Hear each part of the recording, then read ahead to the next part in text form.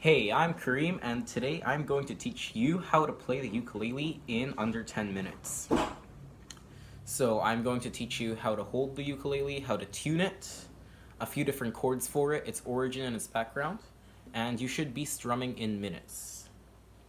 So the ukulele is from Hawaii. It's a Hawaiian instrument of Hawaiian origin, and it's made its way into more like Western pop culture through that because it's fun, it's easy to play, especially if you have small hands and you can't play guitar. It's incredibly lightweight, and it's small, so it's incredibly portable, great for events and parties and stuff like that. So the first thing I'm gonna want to get you to do is tune the ukulele before you start playing, so otherwise it won't make sense. So you can get one of these Snark tuners for about $25 Canadian, because I live in Canada, but that's about like $15 American. And basically what you do is you clip it onto this part's called the headstock of the ukulele, right there. And then you just turn it on, and you can set it to the vibration setting so it picks up the notes of the ukulele off of vibrations, not the mic setting, because the mic setting is for just the tuner hearing the pitches. So with the vibration setting, even if you're in an incredibly noisy environment with other instruments tuning as well, if you're playing in a band or whatever, then you can still tune up your instrument no matter how noisy it is around you. And basically, in most tuners, if it goes right of the big spot in the middle, then it means it's sharp, which means you have to tune to make the string looser, which will make the pitch lower, and vice versa.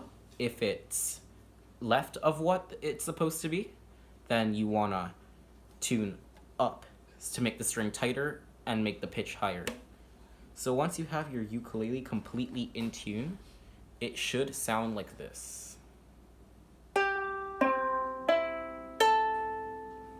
If you already play an instrument or understand a little bit of music theory, you would know that, well, you wouldn't know, but I'm going to tell you that the strings are tuned G, C, E, A.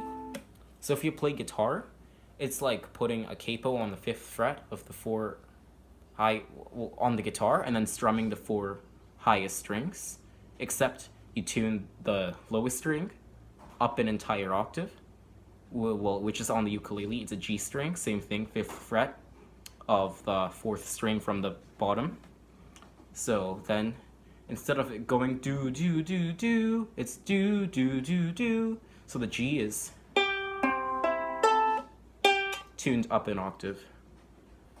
And so how you want to hold the ukulele is, if you're right-handed, you're going to be strumming it with your right hand, and you're going to be making all the chord shapes and stuff with your left hand here. So how I'm going to refer to the different parts, or these are called the strings of the ukulele. This is called the fretboard. This is called the headstock here. These are the tuning pegs. This isn't very important, but this is called the bridge. Or the nut. And this is called the saddle. This is the sound hole. And this entire piece here is called the body. And as you can see, and I don't have big hands, compared to my hand, you can see that it's a really small instrument, like, yeah. So once you have it completely in tune and ready to go, and if you're left-handed, you would hold it the other way, but you would have to get someone to rearrange the strings for you, otherwise it's not right. And if you try to strum chords, they're not going to be right because all the strings are in the wrong order. So you can do that by just going to your local guitar or music store and just getting them to rearrange the strings. It's quite an easy fix. So now you know a little bit about it, so I'm going to teach you how to strum your first chords. So this is called the C chord. It's the first chord, and most chord progressions, no matter what genre of music you're playing, will use this chord. So I want you to take your 4th finger here, put it on, I'm going to refer these as fret 1, fret 2, fret 3, and so on and so forth. So basically each fret you go up is just a note higher. It's like pressing each key one by one on a piano. So what you're going to do is take your fourth finger, like I said, and put it on the 1, 2, 3rd fret of the A string, which is the string furthest away from you, so the highest string. And then you want to use the middle part of your fingertip, not the nail, definitely not the nail, not right below the nail, nor the really fleshy part of the string. And you want to push it down with force, not like full power, like making your knuckles like white force, nor barely touching the string. If you barely touch the string, it's gonna mute it. If you're pressing it, but you're not pressing it that hard, it'll sound a little like staticky. And if you press it down all the way, it's gonna sound proper, but it's just a complete waste of energy, and it's unnecessary, and it's gonna make your fingers tired. At first, you might think that your fingertips hurt a lot, but you get used to it incredibly quickly. So, like I said, 4th finger, 3rd fret on the string furthest away from you. And then, for it to strum, you want to put your thumb in the first crease of your index finger, like that. Then you want to have the body of the ukulele sitting kind of inside of your inner elbow, like that. And you don't have to strum directly over the sound hole, although it does make it a little bit louder. It's not very insignificant. And then you want to use not just your wrist, nor all in your arm, but a little bit of both. And just strum down.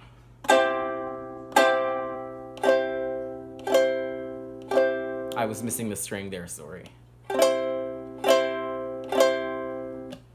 So then it should sound like that. That's your first chord, that's your C chord. So once you get comfortable, really comfortable, just doing down strums, I want you to try doing a down strum and an up strum. So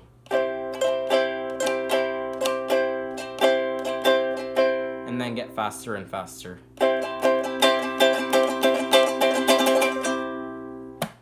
So that's your C chord.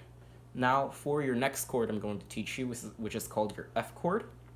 I want you to take your index finger on your left hand and put it on the very first fret of the 2nd string closest away from you. So the one right there. So the one 3rd down from the 2nd string furthest away from you, I meant. So the 3rd from the top closest to you. So 1, 2, 3. On the first fret, use right that good spot, bony but not painfully bony part of your fingertip. Painfully bony, I guess that doesn't make sense. That part which I explained last time of your fingertip on that string. And you don't want to touch any other strings, because let's say I'm doing this, but I'm also touching the string next to it. If I'm just touching the string, it's gonna mute it, and it's not gonna make the chord sound right. So if you want a full and complete chord, then you really need to make sure you're not touching any other strings with your finger. So take your index finger, put it right there, and take your middle finger and put it on the first string. So I'm gonna call the string closest to you the first, and the one furthest away from you the 4th, on the 2nd fret. So 1, 2. So the chord shape should look like that. Then strum the way I told you last time.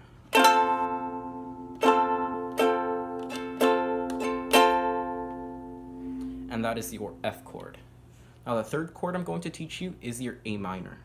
So do the same thing, but lift up your index finger, so it's just your middle finger, on the 2nd fret of the string closest to you, and strum. That is your A minor chord. I'm going to teach you your very last chord, which is your G chord. It's a little bit harder than the other 3, but it shouldn't be too difficult. Take your index finger and put it on the 2nd fret of the string furthest away from you. Take your middle finger and put on the 2nd fret as well, but 2 strings up, so the 2nd string closest to you. And then take your ring finger and put it there on the 3rd fret of the 2nd string furthest away from you. Then strum. So the formation of the chord, sorry I was going a little fast, looks like a triangle. So there, there, and there. So once you have that down,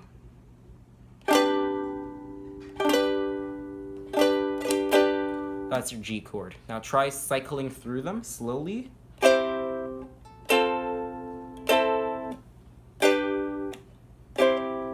Then try going faster and faster with up strums.